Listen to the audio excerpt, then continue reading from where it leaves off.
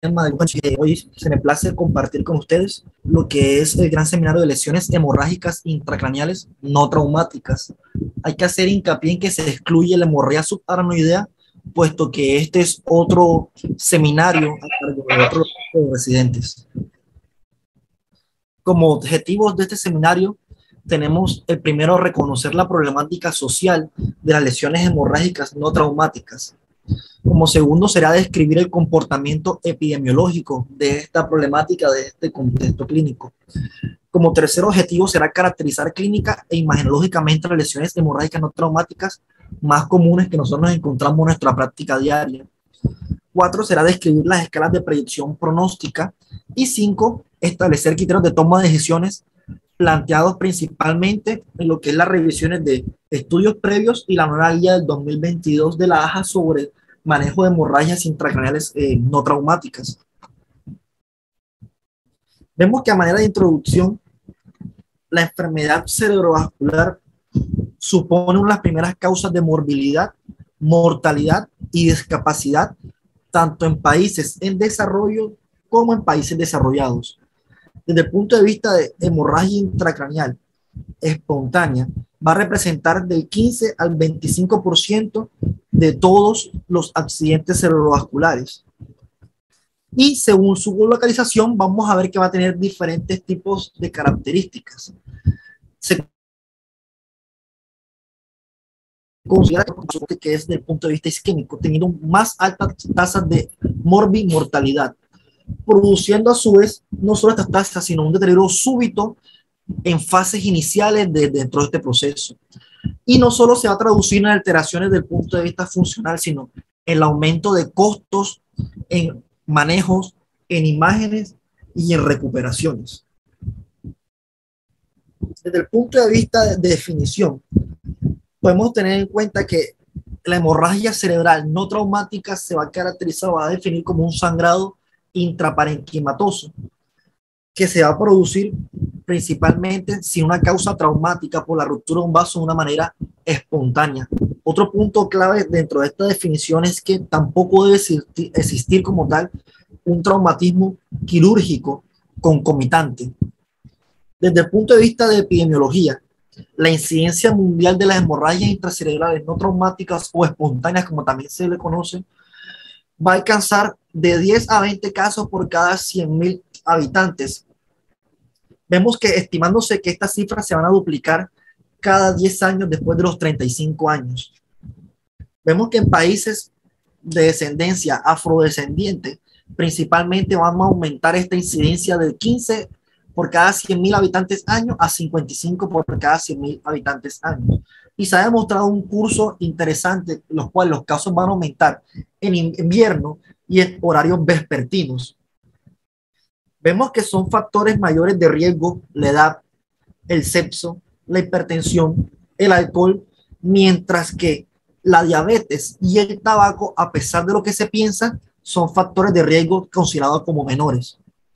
La hipertensión arterial es el principal factor de riesgo, más claramente implicado en lo que son las hemorragias intracerebrales espontáneas, teniendo un porcentaje entre el 55 y el 81%, sobre todo en pacientes que incumplen tratamientos que tengan mala adherencia, que tengan mayores de 55 años y que en concomitancia sean fumadores. Se va a tener en cuenta que también que el consumo de alcohol, ya cifras estimadas de 50 a 100 gramos día, aumenta el riesgo de la hemorragia en relación con dos mecanismos: un efecto hipertensor que altera la actividad y la integridad vascular, y las alteraciones de la coagulación derivadas de la hepatopatía subyacente al consumo de esto. Otros factores desde el punto de vista epidemiológicos y de riesgo que encontramos van a ser desde el punto de vista genéticos, mutaciones en gen que codifica la subunidad alfa del factor 13 de coagulación, responsable de la formación de fibrina.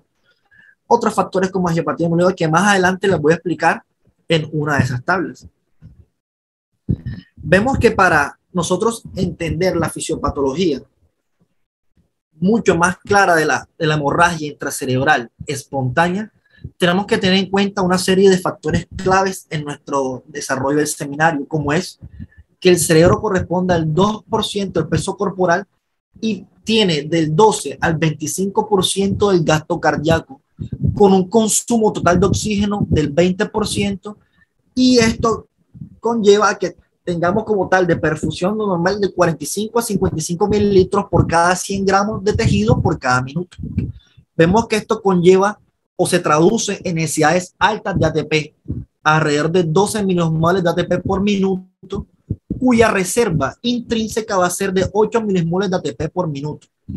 Pasando de este a tener en cuenta una NOPSA como aquellas que vamos a encontrar más adelante, que producen un intercambio de la glicólisis aeróbica a la anaeróbica, en la cual vamos a tener una reserva de alrededor de 2 minutos de 15 milimoles de ATP, con el prosiguiente descenso de este y la NOPSA establecida. Otro punto importante es cómo se distribuye el flujo sanguíneo cerebral. Vemos que desde el punto de vista va a tener una distribución dependiendo si tenemos lo que es referencia de sustancia blanca o sustancia gris. Disculpe por acá.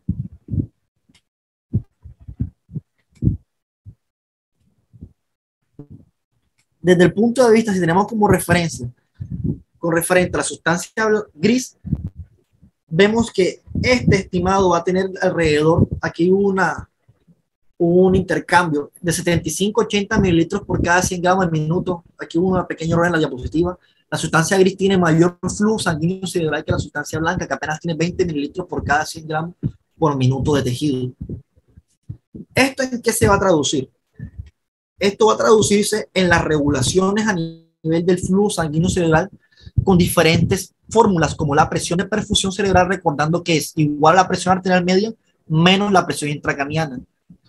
El flujo sanguíneo cerebral se traduce en la fórmula de presión de perfusión cerebral entre o dividido por la resistencia vascular cerebral.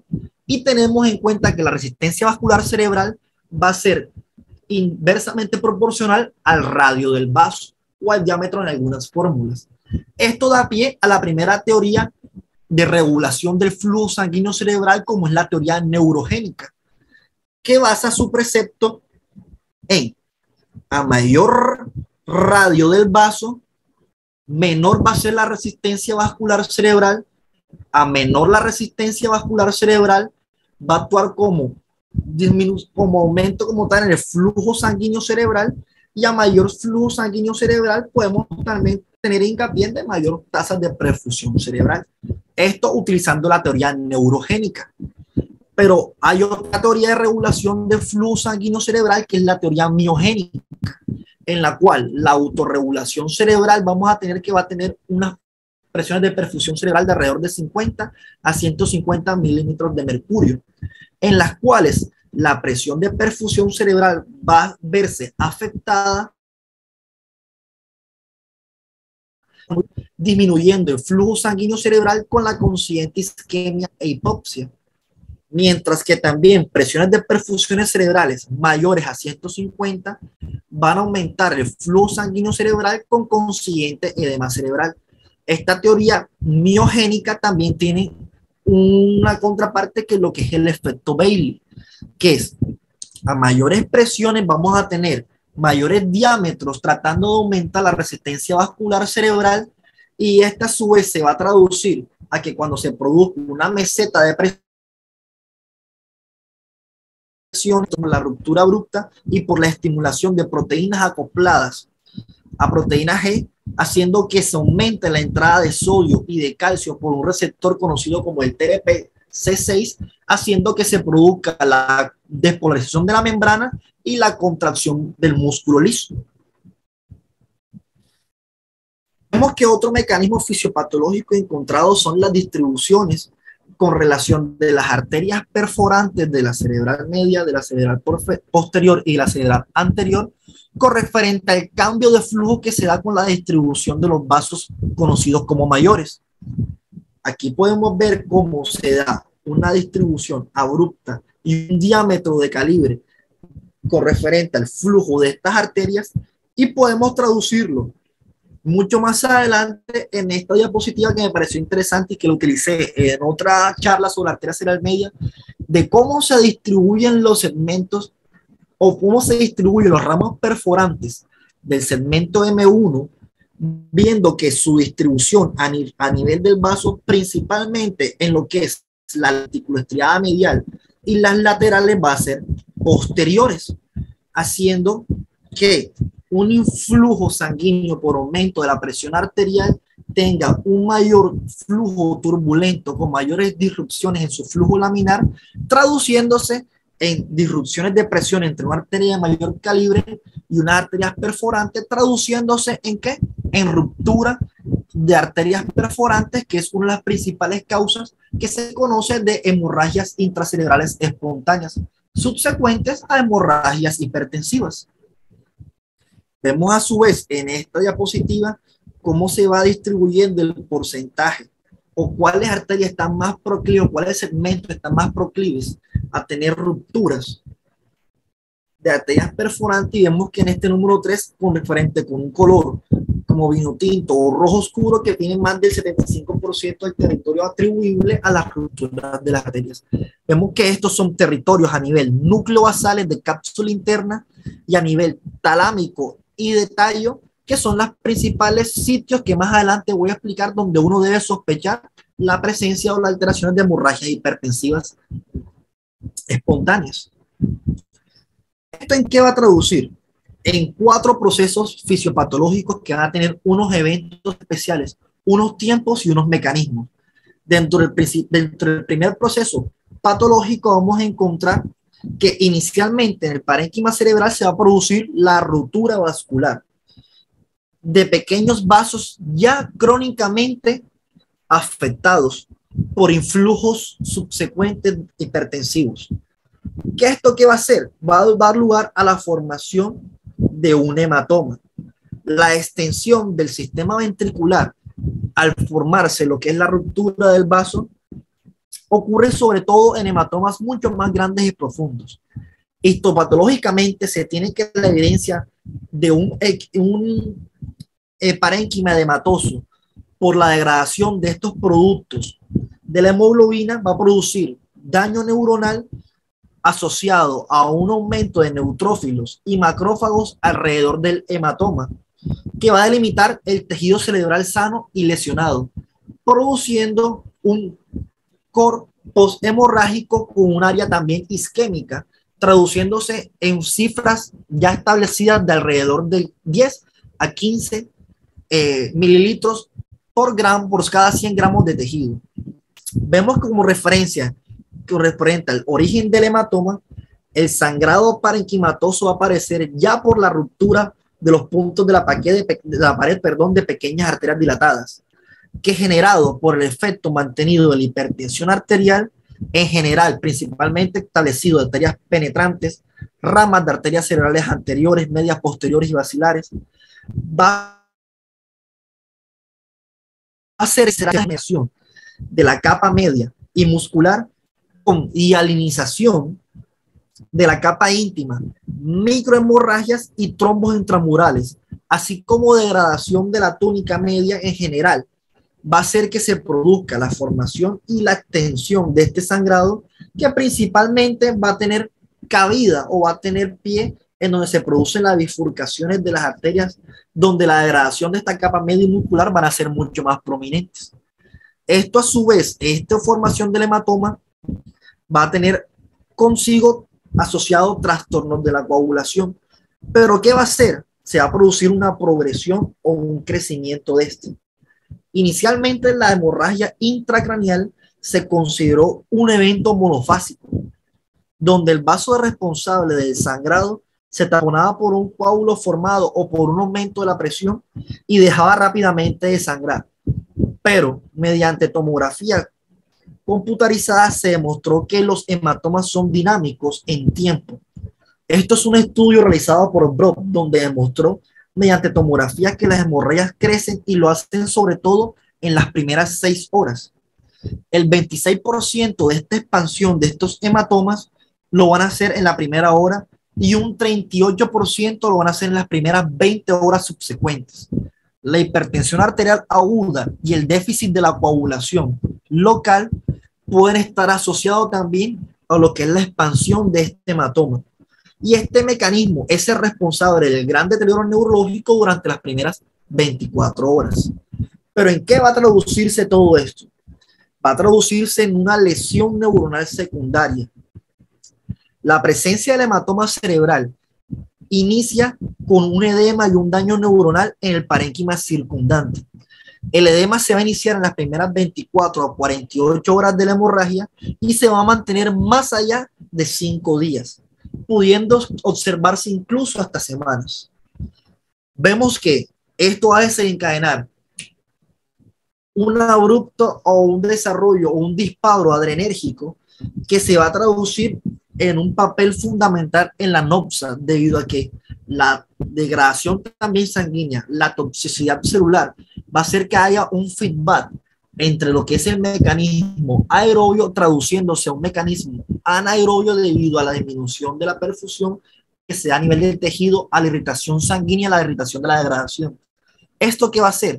Que se produzca un stop a nivel mitocondrial, disminuyéndose la producción de ATP, haciendo que la neurona a su vez pase a un mecanismo anaerobio que va a hacer que se produzca ácido láctico, que va a traducirse en un intercambio o un aumento de la osmolaridad y un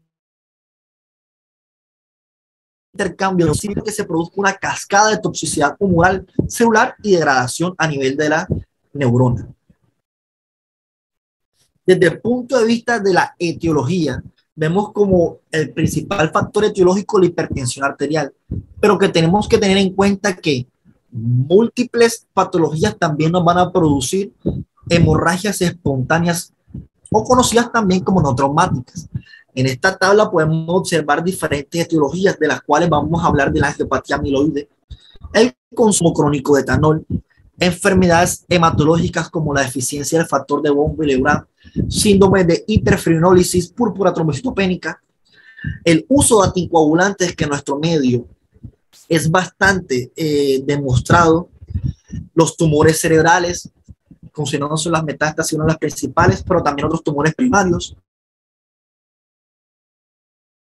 vasculitis, el consumo de drogas simpático-miméticas, dentro de los cuales en porcentajes la hipertensión arterial y la angiopatía amiloidea va a llevarse en primer lugar con el 80%, seguida de las lesiones vasculares, las coagulopatías y en un 5% lo que son las neoplasias.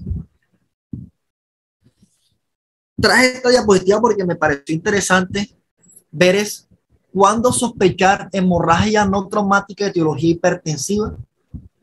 Vemos que las hemorragias hipertensivas principalmente las debemos sospechar, uno, en pacientes mayores a 50 años o que de entrada no tengan el antecedente crónico establecido, pero presenten en los signos vitales unas hipertensiones marcadas con una distribución, digamos que característica de esta hemorragia, que son que el 60% se va a dar a nivel núcleo basal.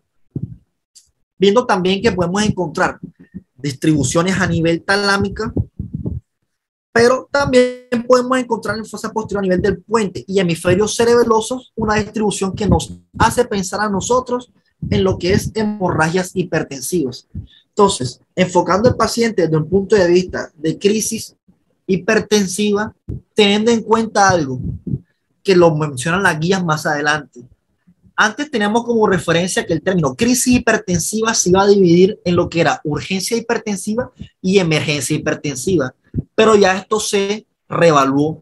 Ya no se consideran urgencias hipertensivas. Ahora, las crisis hipertensivas son hipertensiones mal controladas o aquellas que tienen daño a órgano blanco que las siguen conociéndose como emergencia hipertensiva. Entonces, vamos a encontrar un paciente estipulado en una emergencia hipertensiva que al momento nosotros de realizar la tomografía presenta unas lesiones hiperdensas sugestivas de sangrado o a nivel núcleo basal o a nivel talámico o a nivel de cápsula interna o a nivel del tallo cerebral, principalmente en el puente o en hemisferios cerebelosos. Tenemos una distribución de que las hemorragias núcleo-basales de este patrón hipertensivo van a ser las mayores causas del 60%, ya habiendo establecido el patrón de discordancia entre los flujos de perfusión entre una gran arteria y una arteria perforante o las distribuciones de este, seguido de las arterias o a nivel talámico también por las talamoperforantes, o a nivel del puente y a nivel del hemisferio cerebeloso, de un 5 al 15%. Pero tenemos su contraparte. Un paciente también añoso puede ser que tenga antecedentes de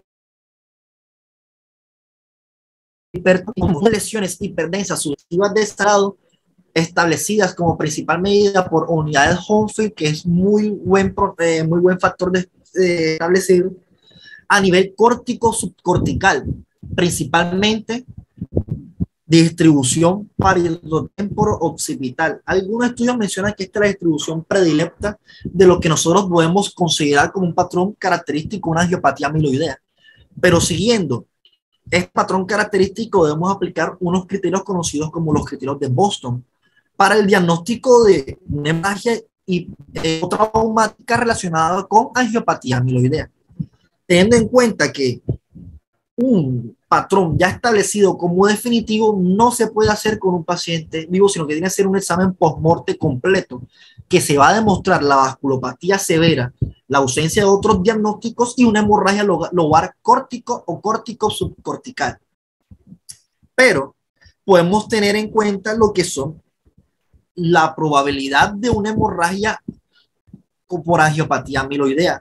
Vemos que en esta vamos a encontrar múltiples hemorragias restringidas a nivel córtico subcortical en un paciente sin otras causas de hemorragia puedan ser establecidas, que no tengan hemorragia a nivel de los núcleos de la base, a nivel talámica, a nivel de puente o a nivel cerebeloso en algunos puntos. Entonces, para nosotros establecer ese diagnóstico, debemos establecer un diagnóstico probable, más no definitivo, porque el definitivo se tiene que hacer post-mortem. Vemos que también, como posible, es el mismo caso del paciente con hemorragia aislada lobar cortical o córtico subcortical con una edad mayor a 55 años, pero que tenga también presencia de otra sintomatología que nos pueda atribuir a este factor establecido. Con referente a los criterios de Boston, son un poco más permisivos y tienen en cuenta la edad mayor a 55 años. Otros criterios establecidos, como son los de Stephenson, que son los criterios que se están tratando de validar en las nuevas guías, que pacientes mayores de 70 años con estas hemorragias córticos subcorticales lobares de predominio temporoparietal u occipital ya se puede considerar como un diagnóstico muy probable de angiopatía amiloidea. Pero solo estos dos criterios son los que establecen. Tenemos en cuenta que también debemos sospechar una hemorragia intracraneal espontánea, tomando como referencia una etiología oncológica. Vemos que pacientes con antecedentes o con tumores metastásicos de tiroides, mama, melanoma o coriocarcinoma son los principales. Tenemos que en múltiples puntos encontrados son esas metástasis que están sangrando y tenemos que tener una alta sospecha. Aquí podemos encontrar un patrón establecido del melanoma, que vamos a encontrar múltiples lesiones hemorrágicas córticos subcorticales, pero que también vamos a estar distribuidos, que no solo van a encontrarse a nivel lobar, sino pueden encontrarse a nivel núcleo basal, de tallo y de fosa posterior. Esto es lo que nos va a hacer discrepar de que un paciente que no tenga un diagnóstico establecido de un cáncer ya primario, pero que tenga estas hemorragias, ustedes me dirán, pero se parecen bastante a las hemorragias por angiopatía amiloidea. Bueno, ¿se acuerdan que los criterios de Boston nosotros mencionábamos que no debe tener otra causa sugestiva de otro proceso? Y en los cuales, en esta metástasis, vemos que se encuentran localizaciones atípicas de lo que es la angiopatía amiloidea. Con referente al glioblastoma, vamos a encontrar lesiones hemorrágicas asociadas a múltiples áreas de necrosis, que nos pueden hacer pensar también, no solo a áreas de necrosis, sino a un edema marcado vasogénico generalizado, que son muy sugestivas de este proceso. Bueno, pero oncológico, ya pensamos en pacientes hipertensos, ya pensamos en pacientes con angiopatía amiloidea. Ahora debemos ver el gran número de pacientes que nosotros tenemos que están consumiendo anticoagulación, ya sean por antagonistas de la vitamina K o ya sean por los nuevos anticoagulantes de acción oral directa. Vemos que la distribución de este patrón va a estar establecida previo a un consumo de anticoagulantes, principalmente los antagonistas de la vitamina K, pero que vamos a tener unas lesiones hemorrágicas en territorios vasculares establecidos. ¿Qué tenemos que tener en cuenta con referente a estos pacientes? Uno, el antecedente va a su papel que pueden hacer múltiples lesiones hemorrágicas establecidas en territorios ya conocidos. Tenemos que tener también en cuenta que ya vimos todo lo que es el sinnúmero de causas, la sospecha de estas causas. Vemos qué factores pueden tener un deterioro clínico. El crecimiento abrupto de la hemorragia intraparenquimatosa. Vemos que se han establecido estudios donde se plantean que el doble o el triple del volumen establecido en las primeras 3 horas es un factor de más pronóstico, teniéndose mortalidad atribuible al 90%. Extensión de la hemorragia intracraneal a ventrículo, hidrocefalia concomitante, presencia de edema periemático establecido con un edema principalmente de predominio citotóxico debido a alteraciones y las alteraciones a nivel de los axones y presencia de convulsiones son criterios que nos van a nosotros a establecer un probable deterioro clínico mucho más marcado. Y es por eso que se establecieron criterios para nosotros como pronóstico de mortalidad a un mes y es conocido como el ICH Score. Es una calculadora bastante fácil de utilizar que se tiene una contraparte que es funcionalidad y esta contraparte que es mortalidad.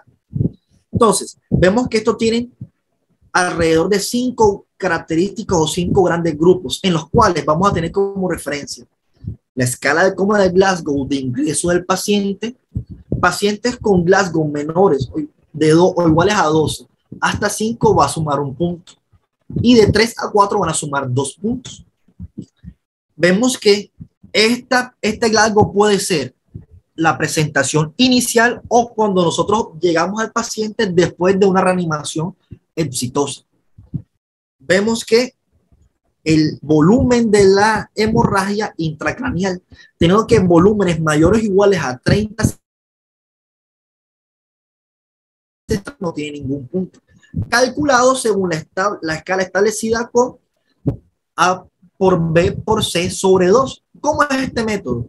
Vamos a considerar el diámetro AP en un corte axial por el diámetro transverso por la profundidad en un corte coronal y esa multiplicación la vamos o a dividir sobre 2 o a multiplicar por 0.5, en los cuales nos va a dar un volumen aproximado o establecido dentro del cual si se considera mayor o igual a 30 cc ya se establece un punto. La otra contraparte es tiene volcamiento a ventrículo, puesto que ya consideramos uno de los predictores de mayor mortalidad asociado. Cuando tiene volcamiento a ventrículo, podemos encontrar que vamos a sumarle 1 punto. Y lo otro es la edad establecida.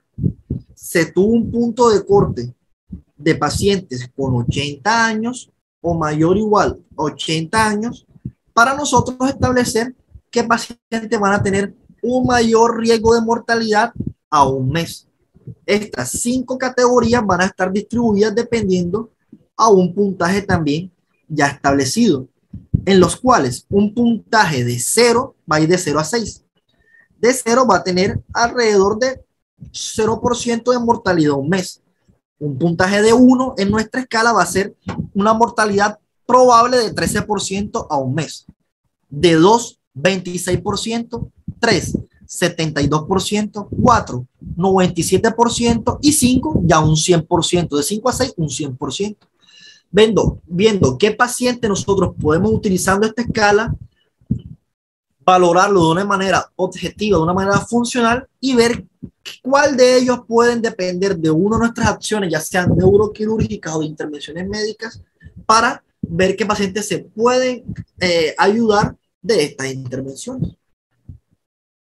Pero con referente al punto de vista del manejo, traje una serie de preguntas que nos pueden interesar a todos. Es, ¿qué tensión arterial se debe manejar en estos pacientes? ¿En qué paciente nosotros podemos utilizar ácido tranexámico? ¿Cómo y cuándo se puede iniciar la tromboprofilaxis?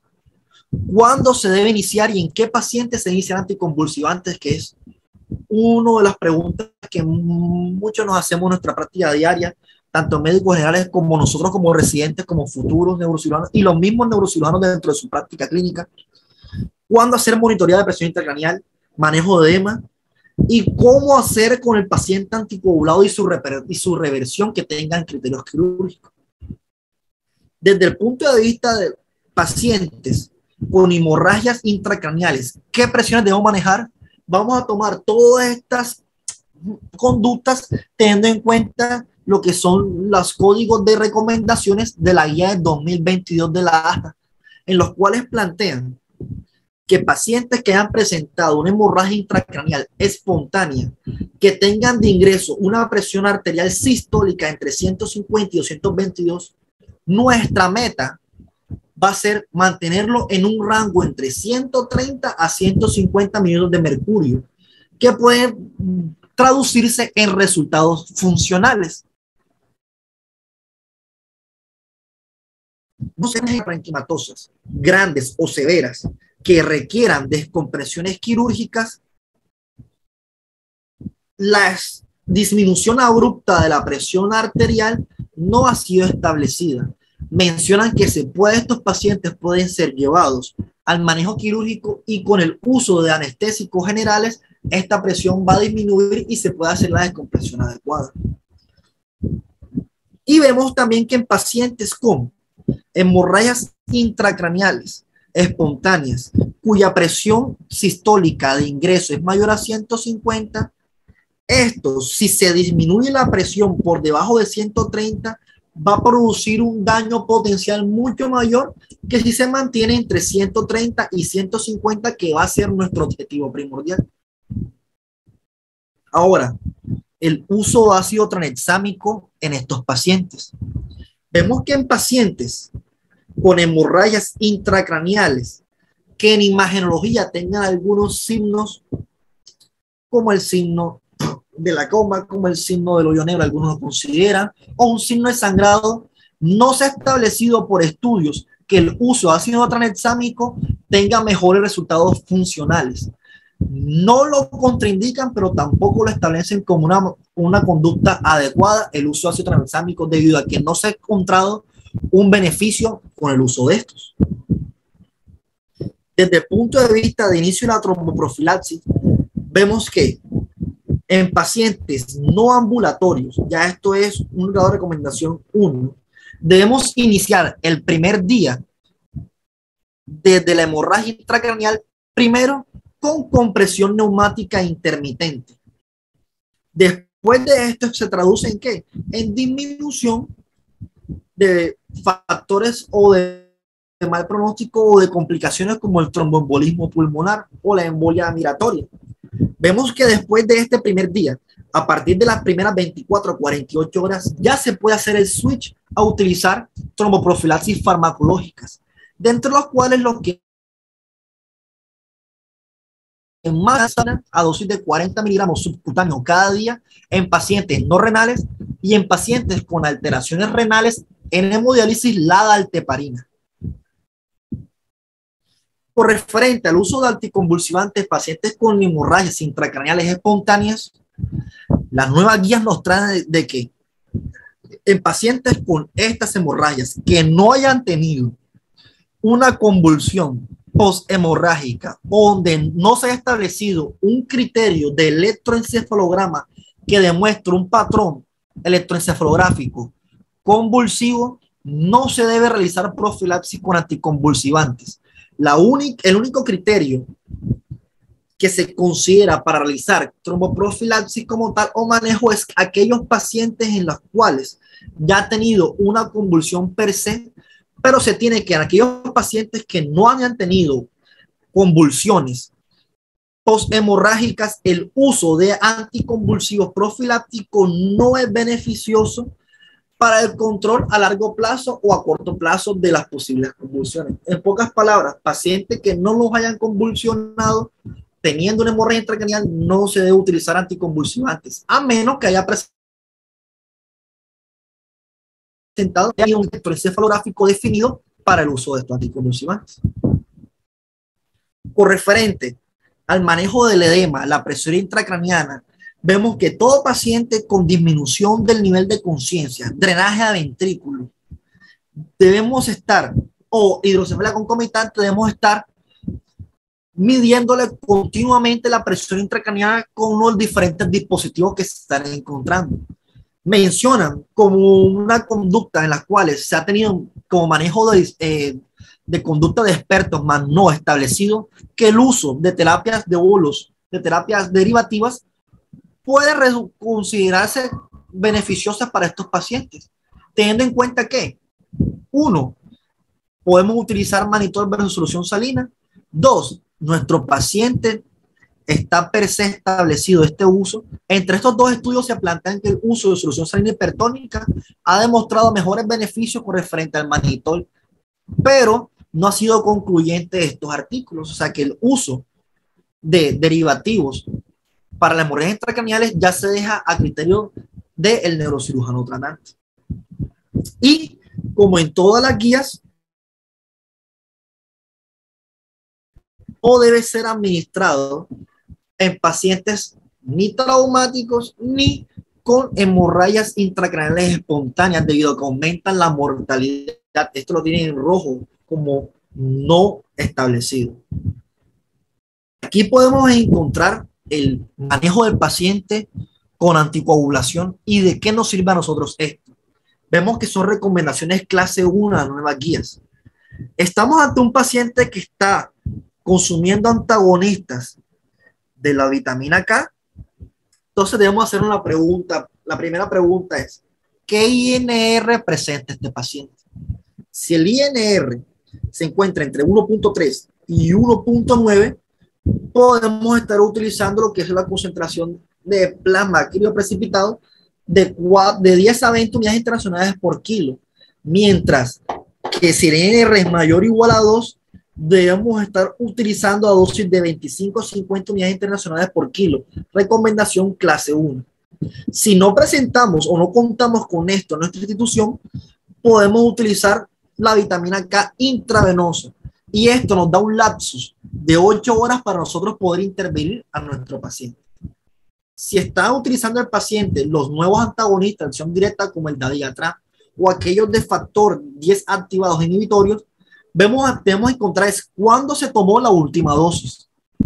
Si la última dosis fue tomada 2 horas antes del evento o nuestro posible deposición quirúrgica, debemos encontrarnos encontramos en la institución que es el idarucizumab, que es un antagonista monoclonal, o el andecenat alfa.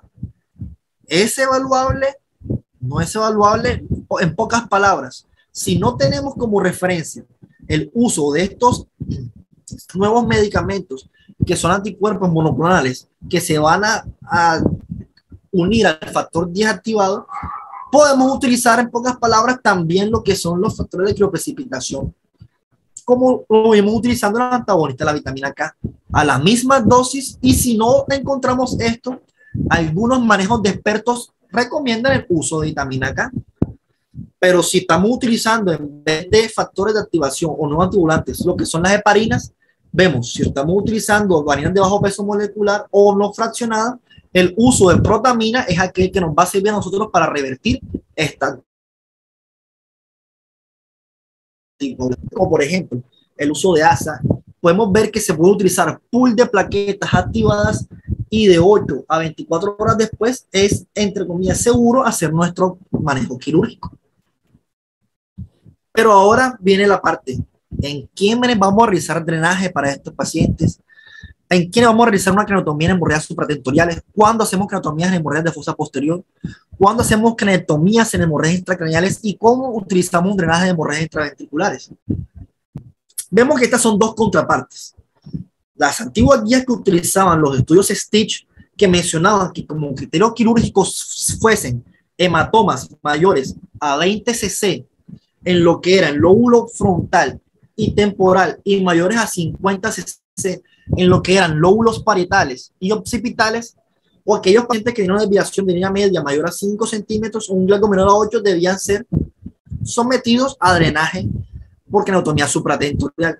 Estos estudios Stitch tuvieron algo, que era que impactaban positivamente en la mortalidad, pero no tenían ningún criterio establecido con la funcionalidad del paciente. Por lo cual las nuevas guías mencionaron de que aquellos pacientes con hemorragias supratentoriales mayores que tienen un punto de corte a 15 cc, de 15 a 20 cc, ya no utilizan lo que son los 50, que tienen una escala de funcionalidad adecuada, asociada, establecida, se benefician de esta craneotomía cuando son hemorragias supratentoriales. Aquí ya no se establece solo el volumen del hematoma, sino factores asociados como dinámica familiar, funcionalidad a corto plazo, escala pronóstica de ICH, para nosotros tomar la iniciativa de hacer las craneotomías supratentoriales. Por referente a las craneotomías de fosa posterior, también se establecían como anterioridad diámetros mayores en hematomas cerebelosos de 3 centímetros, serían sujetos a descompresión por craneotomía en fosa posterior, o que ellos tenían hidrocefalia asociada o compresión del tallo. Pero vemos que estos diámetros de 3 centímetros en las nuevas guías ya no se utilizan porque marcaban o establecían como factores dinámicos en los cuales uno podía hacer mal juicio y malas mediciones, de los cuales ellos cambiaron estos 3 centímetros establecidos a volúmenes mayores o iguales a 15 cc, debían ser asociados a compresión del tallo, esto todavía lo perciben, o hidrocefalia asociada, deberían ser derivados para craneotomía de fosa posterior o aquí pone el IO asociado a derivaciones ventriculares externas, que más adelante vamos a ver cuándo se pueden realizar. Con referente a técnicas mínimamente invasivas, ellos plantean que todos los pacientes con hemorragias supratentoriales mayores a 20 a 30 cc con glauco entre 5 y 12 son beneficiosos de técnicas mínimamente invasivas, evacuación por vía endoscópica o aspiración esterotáxica, con o sin uso de trombolíticos. Pero aquellos centros que no cuentan con estas técnicas mínimamente invasivas, con estos criterios, ellos plantean que también se benefician de craneotomía si son hemorragias supratentoriales. En los cuales vemos, como ya había mencionado anteriormente, que es una condición 2B, que no tengan estas técnicas se van a beneficiar de esto. Y en aquellos pacientes que tengan hemorragias intraventriculares, ¿cómo manejarlas quirúrgicamente? Vemos que si la hemorragia espontánea hace volcamiento ventrículo y se asocia a hidrocefalia obstructiva, se beneficia de una derivación ventricular externa, esto haciendo un versus de un lavado intraventricular mediante endoscopio. Esto disminuye la mortalidad, no significativamente establecida, pero no se tiene desarrollo o beneficios funcionales. Esto es importante. Actúan disminuyendo mortalidad, pero no funcionalidad. Aquellos pacientes en los cuales la hemorragia intracraneal sea menor a 30 cc, pero que tengan un glauco mayor a 3 y tengan una hemorragia intraventricular, las guías plantean de que se benefician de derivaciones ventriculares externas más uso de trombolíticos. Y en aquellos pacientes que tengan una hemorragia intraparenquimatosa espontánea con requerimiento de derivación ventricular externa, pero que tengan además manejo endoscópico a nivel institucional, se benefician mejor de un lavado intraventricular y una derivación profiláctica con o sin manejo trombolítico. Es mortalidad, pero no impacta en la funcionalidad. Con referente a las craneotomías para las hemorragias intracraneales espontáneas, vemos que la mayoría de los estudios plantean como criterio pacientes con ganglios menores a 8, con volúmenes mayores a 30 cc, con desviaciones de línea media mayor a 10 milímetros, cuyos valores de presión intracraneana no se normalizan a pesar de manejos médicos establecidos y que tengan menores de 24 horas de sangrado. Algunos estudios plantean menos de 8 horas de sangrado, se benefician del manejo por mediante de craneotomía descompresiva para estas hemorragias intracraneales espontáneas. Como conclusión, la mejor estrategia es la prevención de estas afecciones. La principal función de los centros de urgencias es evitar la progresión y la valoración holística es la nueva piedra angular. No es solo cumplir criterios quirúrgicos, es cumplir criterios quirúrgicos asociados a una dinámica funcional familiar, una funcionalidad a corto, mediano y largo plazo positiva y a una dinámica de redes de apoyo externas también positivas para nosotros hacer un manejo quirúrgico holístico. Muchísimas gracias.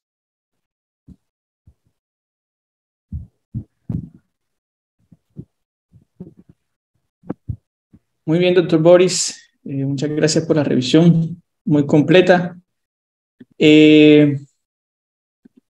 Damos espacio para los comentarios, las preguntas, las intervenciones del resto de asistentes.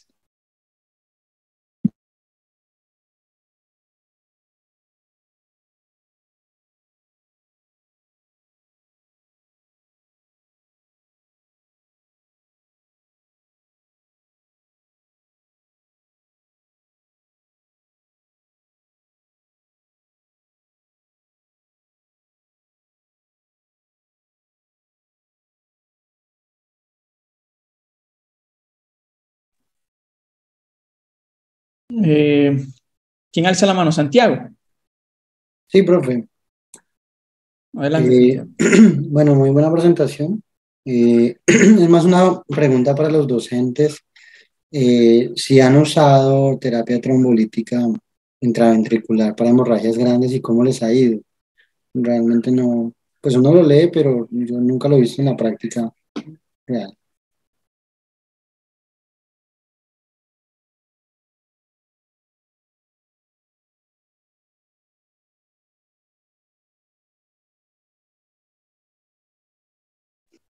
Aló, buenas noches. Bueno, con respecto a la pregunta de Santiago, sí, hemos utilizado eso muy pocas veces. Muy pocas veces. Inicialmente teníamos la dificultad de la obtención cuando estábamos pensando que no había la cuestión endoscópica, nos iba mal con el manejo solo de la ventriculostomía externa y del drenaje cuando atacábamos la colección hemática.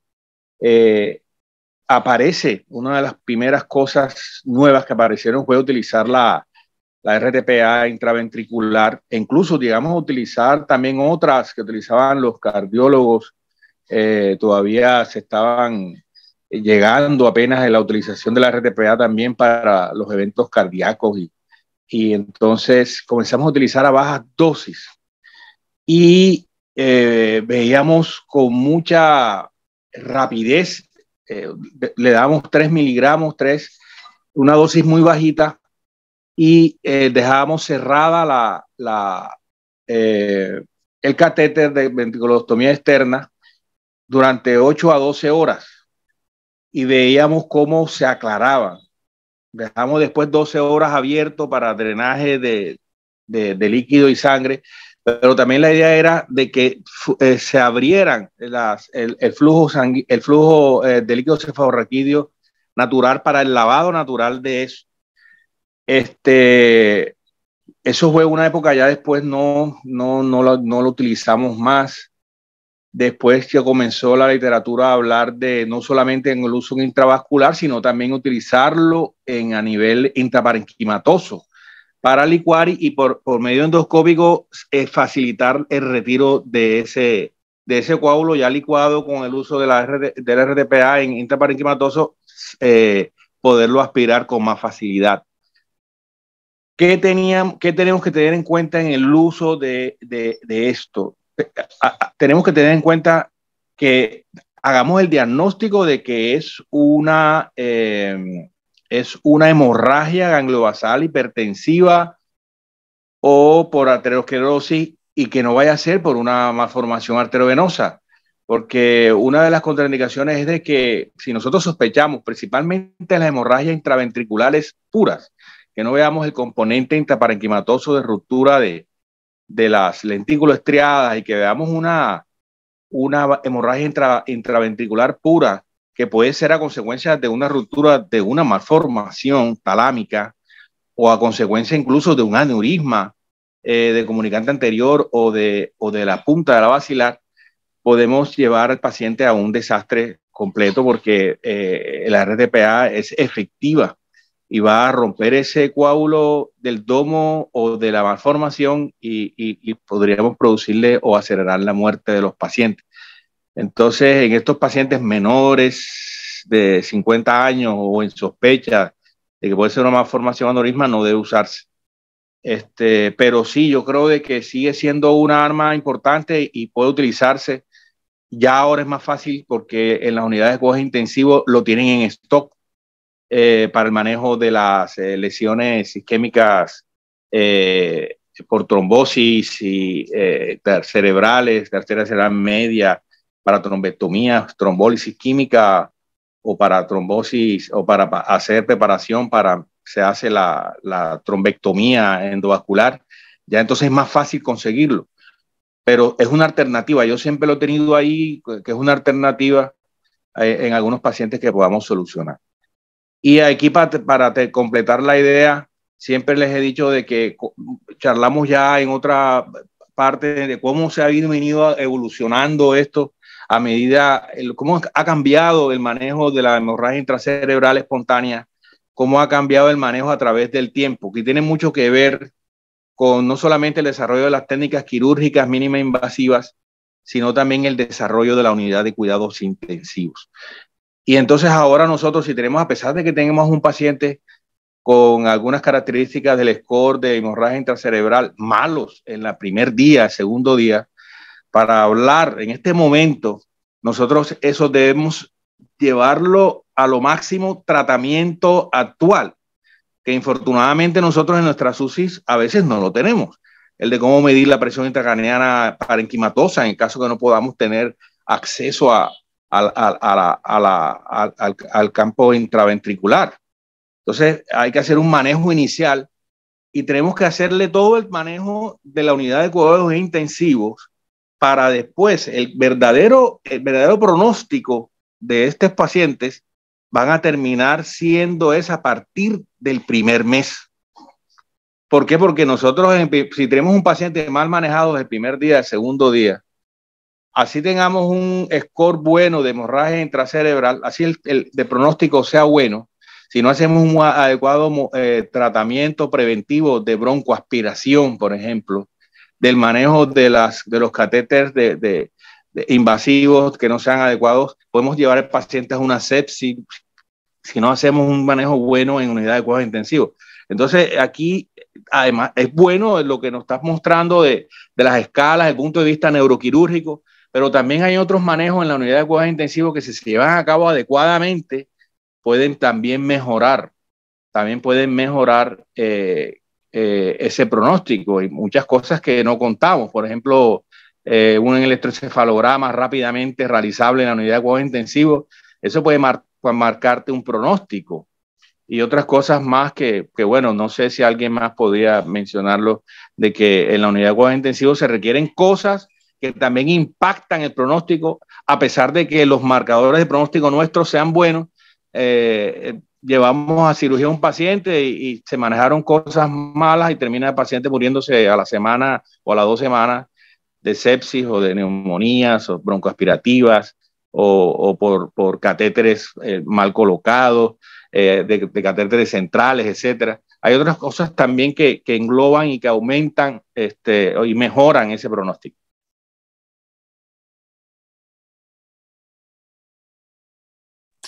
Gracias, doctor. Así es, gracias, doctor Molina. Como decía Boris al final de la conclusión, el enfoque es de todo el paciente, o sea, como la palabra que él utilizó, que fue holístico, lo que de pronto para uno el paciente tiene ciertos factores positivos o ciertas variables que juegan a su favor. Cuando uno observa o analiza al paciente en términos de su economía total, de pronto cursa con otras variables que para el intensivista, para el especialista en cuidado crítico, son de mal pronóstico, así como que es la idea que pretende transmitir el doctor Molina. Así es. Bueno, yo como en mi práctica neuroquirúrgica no tengo experiencia utilizando trombolíticos en hemorragia intraventricular, sí en lavados ventriculares por vía endoscópica. Desafortunadamente, el paciente que tiene un sangrado intraventricular está críticamente enfermo. Entonces, digamos que el desenlace final generalmente no es muy alentador, a menos que sea en casos muy selectos como el paciente joven que tiene un sangrado por una ruptura de una malformación. Nosotros observamos que ese tipo de paciente suele tener, digamos así, suele tener un pronóstico muchísimo mejor que los otros tipos de sangrado, ¿sí? Entonces, la edad del paciente y la probable etiología que sea la causa del sangrado pudieran determinar un mejor resultado, pero eso es muy difícil de medirlo. ¿Algún otro comentario, alguna otra participación?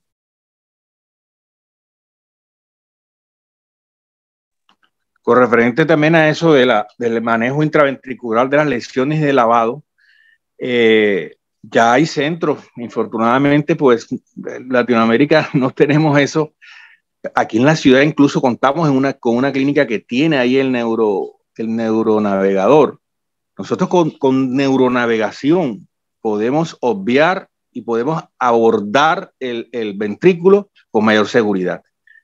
Pero bueno, no contamos con muchos centros que no tienen eso. Incluso se ha asociado la mortalidad porque a veces lo intentamos porque es la única forma de poder disminuir la mortalidad, que es el acceso al ventrículo, y por distorsiones, por el hematoma, etcétera, no logramos hacerlo, no entramos adecuadamente, no ingresamos al ventrículo y nos perdemos de eso porque no contamos con ciertos avances tecnológicos como el de contar con un neuronavegador en sala de cirugía, que incluso en países pues desarrollados lo tienen ahí en urgencia y abordan y veo que colocan y nos presentan la colocación directa de eso, obviando cuando es estrictamente necesario entrar al ventrículo para mejorar la mortalidad. Entonces también esa es otra limitante, el avance tecnológico, ¿no? También, por ejemplo, solicitamos el endoscopio y nos ha pasado de que hemos tenido la utilización del endoscopio en el hospital universitario, que es uno de los más rápidos que tenemos y resulta de que lo tenemos es a las 10 o 12 horas. Ya han pasado un tiempo en el cual ya el lavado de pronto también ya disminuye la probabilidad de efectividad. Entonces, bueno, también la parte tecnológica es fundamental en todo esto. Así es. Ezequiel García está alzando la mano. Buenas, felicitaciones al doctor Boris por su excelente presentación. Mi pregunta es respecto a los criterios quirúrgicos. Si un paciente es como uno de esos pacientes que tiene unos criterios que no son completos para llevar a cirugía, no son absolutos, como el tamaño del hematoma, la desviación de la línea media y el glauco, que están comprometidos pero no suficiente para hacer criterios quirúrgicos, de que, aparte del pronóstico, los predictores de expansión tienen alguna influencia en manejo. Podrían utilizarse, ver el signo del punto como un criterio para meter un paciente antes de que progrese la hemorragia. Buenas.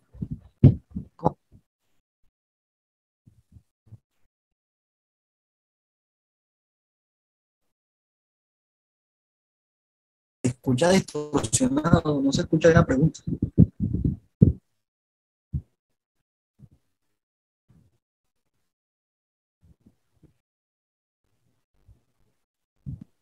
Boris, Ezequiel pregunta que si hay un individuo que tiene documentado algún dato de sangrado activo imagenológicamente.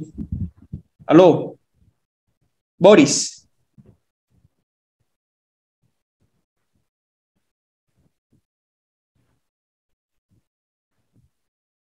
Boris. Que se corta, profe, se escucha muy distorsionado. O sea, no sé si es por la señal. Debe ser tu conexión. ¿Sí, buenas?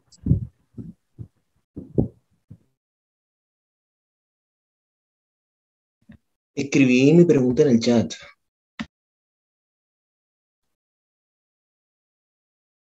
Ok. Bueno, ¿algún otro residente que de pronto quiera aventurarse a la pregunta de Ezequiel? Ezequiel pregunta que si hay un paciente que tenga algún predictor de expansión de hematoma, si la presencia de ese dato puede alterar la decisión de cirugía.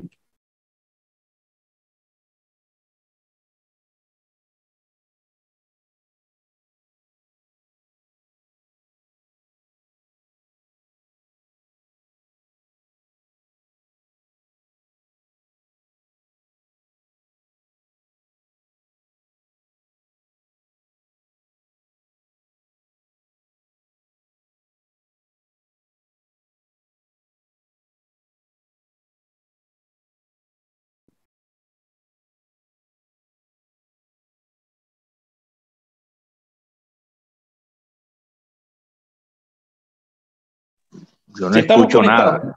Sí, un silencio rotundo. Yo creo que sigue mal la conexión de Boris. No sé. Boris, yo creo que sí. Ezequiel, a mí me suena el nombre de Ezequiel, pero Ezequiel, ¿quién es? ¿Qué hace él? Ezequiel, preséntate, por favor. Me presento, doctor Molina. Yo soy egresado de la Universidad Cardenal del pregrado. Yo hice mi electiva en neurocirugía y pues siempre un estudioso de esto. Me gusta estudiarlo y me voy a especializar en esto, en neurocirugía. Ah, perfecto. Sí, por eso me sonaba y a mí me suena el nombre, pero no te había ubicado bien. Yo estuve en cirugía con usted también. Okay. Ese tema con usted. Muy bien. Bueno, parece que los residentes no han estado por ahí. Vamos a tener que contestar nosotros. Boris está pidiendo disculpas que el Zoom no es el que no le entra a él. Y yo, Sí, como. sí, no le está entrando, entonces bueno. Yo la verdad he leído que un signo sea predictor como tal para la cirugía previa, no sé, no sabría decirle, la verdad. No sé si de pronto Claudio. Muy buenas noches. Claudio, ¿me escuchamos? Buenas noches.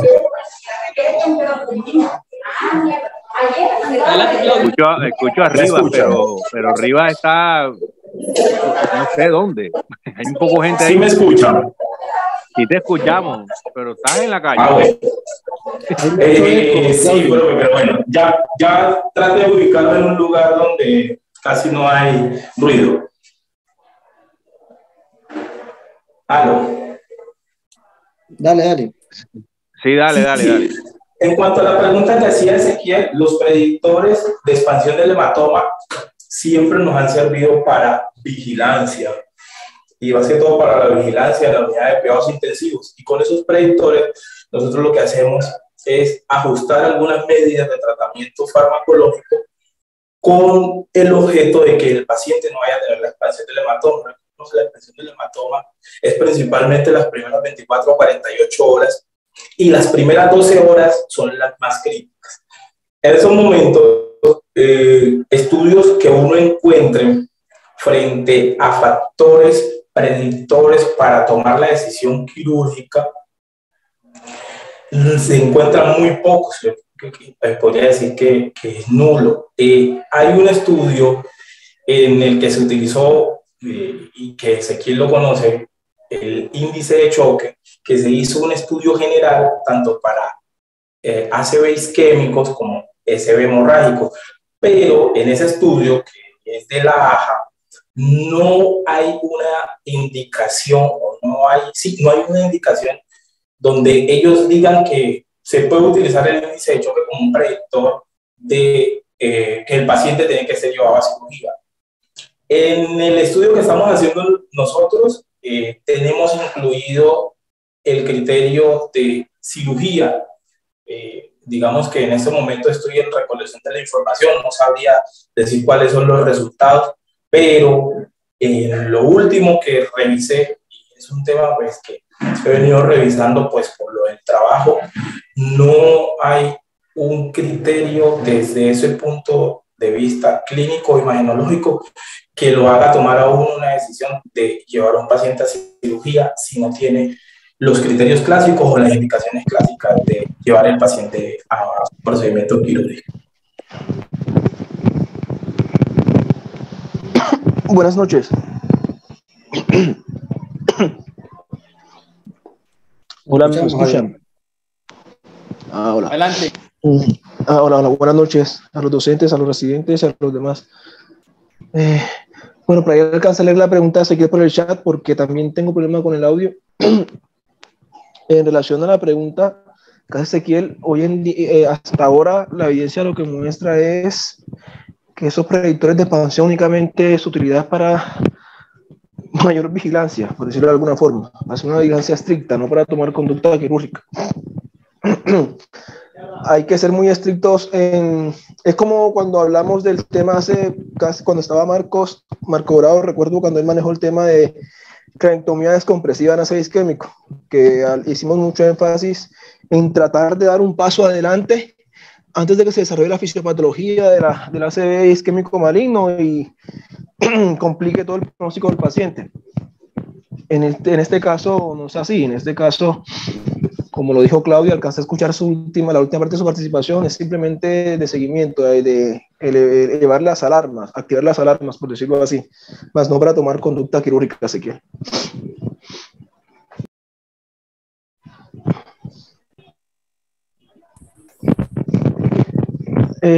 Y también en relación, ya como aporte, quería hacer mucho énfasis en lo que el doctor Molina y el doctor Alvis trataron ahorita en su participación.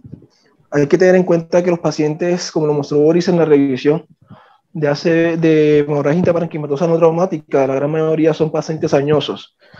Y no hay que ser ajenos a que estos pacientes tienen muchas comorbilidades. La escala de ICH únicamente maneja variables neurohemodinámicas, pero ignora otras variables clínicas que también van a empeorar el pronóstico del paciente. Como decía el doctor Molina, estos pacientes, la gran mayoría son diabéticos, renales, consumidores de múltiples fármacos. Por ende, todo esto va a tener un impacto directo en su pronóstico. Y es así como vemos que podemos operarlos, hacer nuestra parte de neurocirugía basados en estas escalas que Boris comentó, pero ya en su manejo integral desde que llega a las urgencias y cuando pasa a la unidad de cuidados intensivos, todo esto puede cambiar, digamos, perjudicando o dando una evolución negativa al paciente en cuanto a funcionalidad y también a mortalidad. Y también hacer otro aporte en relación a la hemorragia, a lo que dijo el doctor Alvis, que en los jóvenes que tienen malformaciones arteriovenosas, el pronóstico suele ser mejor que los adultos. Y esto viene dado por eso, porque el cerebro de un adulto añoso está enfermo de forma general, por decirlo así. Mientras que el hecho de tener una malformación arteriovenosa en un joven está un poco más confinado la anoxa. Y para terminar, quisiera preguntarle a Boris, únicamente para ver qué piensa él, si el hecho de tener una hemorragia intraparenquimatosa no traumática, sea hipertensiva o por angiopatía amiloidea, impacta en su conducta terapéutica. Porque veo que hizo mucho énfasis en la angiopatía amiloidea, entonces quisiera ver el qué piensa al respecto. ¿Tiene algún impacto? Simplemente lo tomarías como algo clínico, algo más para saberlo de conocimiento. Gracias. Antes, me gustaría, si puedo, hacer una interpretación, Alvis, para terminar de aclarar lo de la pregunta de Ezequiel, antes de que conteste Boris. Bueno, sigue siendo reiterativo lo que dijeron los residentes, es vigilancia. ¿Vigilancia con qué? ¿Cómo los vigilamos? Uno, la primera y la que siempre nosotros utilizamos es nuestra evolución clínica. Hay que evitar el factor de crecimiento del hematoma. ¿Cómo? Controlando la presión arterial. Eso hay que hacerle énfasis a los compañeros de la unidad de cuidados intensivos, donde queremos que esté la presión arterial, porque ellos tienen tendencia a manejarla igual como de pronto con el tema de la isquemia cerebral. que quieren proteger la zona de la penumbra y mantener una presión media y sistólica muy alta. Es importante ese punto que nos dijo Boris, entre 130, por encima de 130 la sistólica, por debajo de 150, que es casi dentro de los límites de la normalidad. Es fundamental ese punto para evitar la expansión del hematoma. Y nosotros con el Glasgow o con la escala de Ford tenemos que estar muy pendientes de cómo evoluciona ese paciente. No hacemos la escala de Glasgow de entrada y ya más nunca vamos a hacer eso. Hay que estar vigilando esa escala. Y si tenemos también en la parte de la neuromonitoría con presión intracraniana, con un catéter, el de cómo va evolucionando, que si el tratamiento médico no nos da mejoría, nos puede llevar a tomar una conducta que inicialmente no sea quirúrgica, la podemos transformar en una conducta quirúrgica. Pero aquí tiene que ver mucho la clínica del paciente, nuestro monitoreo de Glasgow, escala de Ford, el de cómo está ese nivel cognitivo, de nivel de conciencia, es fundamental para la toma de decisiones. También yo tengo muy en cuenta la edad del paciente y las comorbilidades, su estado funcional, las comorbilidades del paciente y la edad.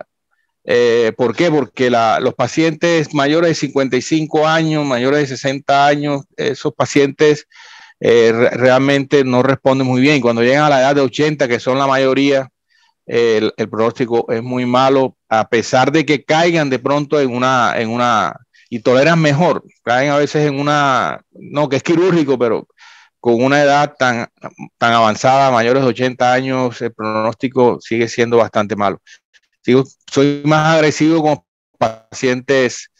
pacientes de menor edad, e incluso así tengan malformaciones, puedo ser un poquito más agresivo a ese respecto.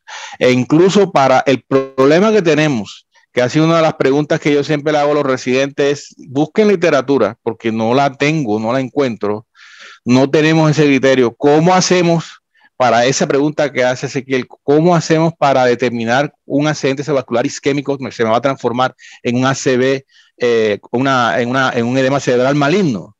No lo sé. Hay algunos marcadores que me dicen que tienen una probabilidad de hacerlo, pero sin embargo no son 100%, no tienen una especificidad que me puedan decir a mí, hágaselo, que este paciente se va a transformar en un edema cerebral maligno. Todavía no tenemos eso 100%, y en ACV hemorrágico menos todavía.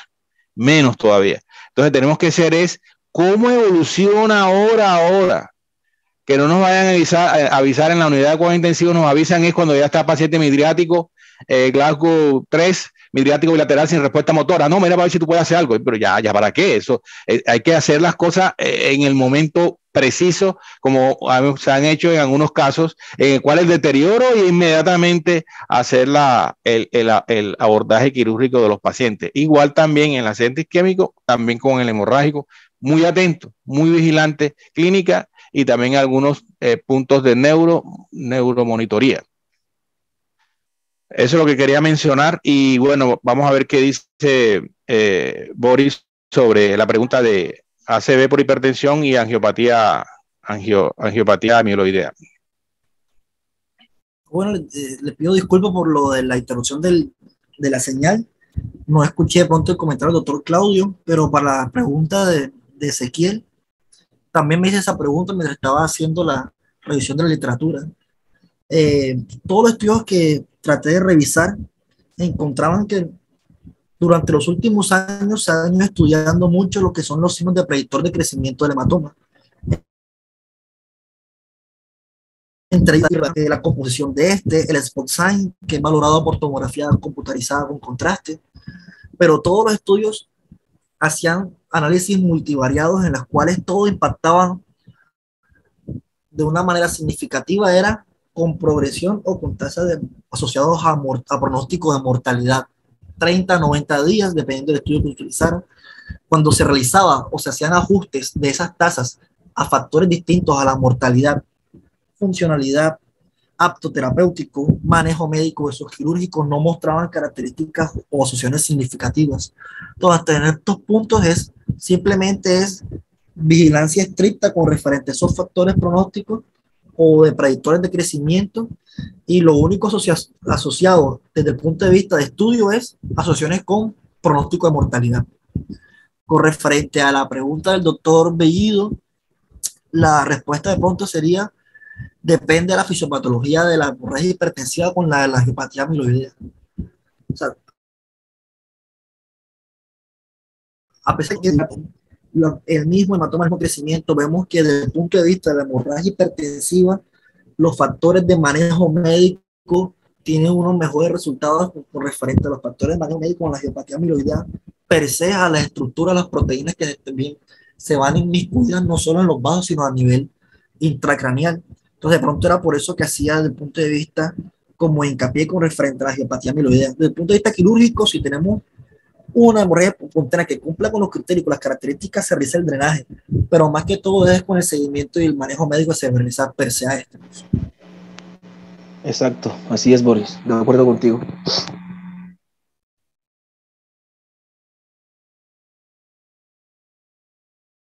Muy bien. ¿Alguna otra pregunta, duda, inquietud, comentario?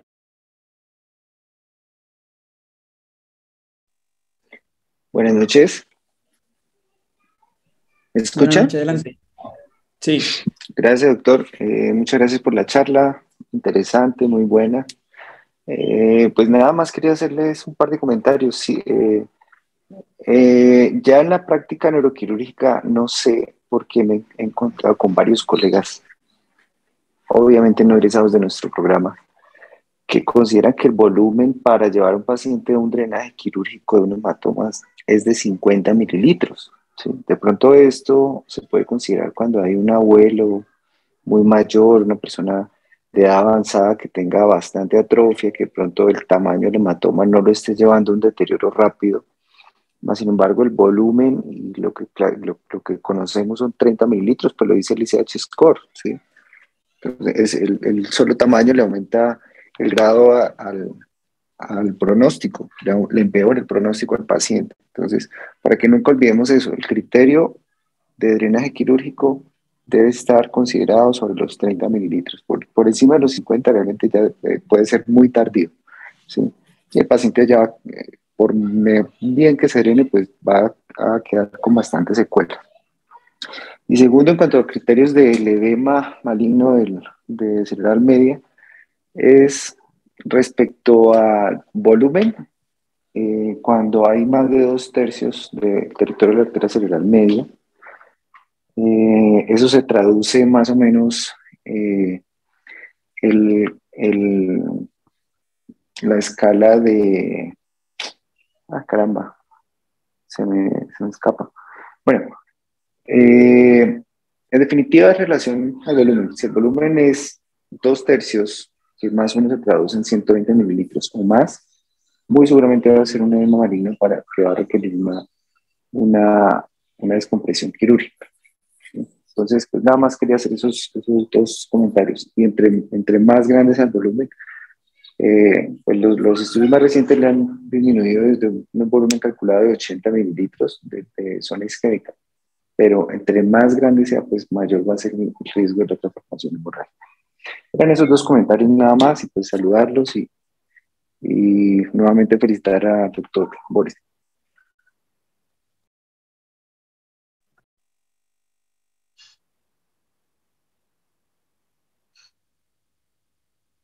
Bueno, muchas gracias por el comentario. iPhone de CF es Carlos Fernando Lozano. Sí, señor, ese mismo. Eso. Muy bien, Carlos, gracias por asistir. Sí, sí. Hombre, profe, muchas gracias por la invitación. Yo pensé que lo habían hecho el viernes, finalmente me enteré que no. Y ese día estamos reunidos en Bucaramanga, estamos con el doctor Almeida, con la doctora Gina, en el marco de la reunión del Congreso de Neurointervencionismo. Es un congreso más bien cerrado, poco se divulga porque el tema o el eje central más bien es complicaciones. Sí, pues entenderán la delicadeza. Pues obviamente de las complicaciones, pues también se aprende mucho, mucho más que pues sí, porque ya hace parte pues de la práctica rutinaria. Y son temas pues que no mucha gente se atreve a hablar. Entonces, por eso este congreso sí más bien es como poco conocido, pero ya los en Neurointervencionismo ya lo conocen incluso fuera del país, ya dicen que no, que muy bueno, y vienen algunos invitados de afuera también, algunos profesores. Sí. Muy bien, gracias por el aporte.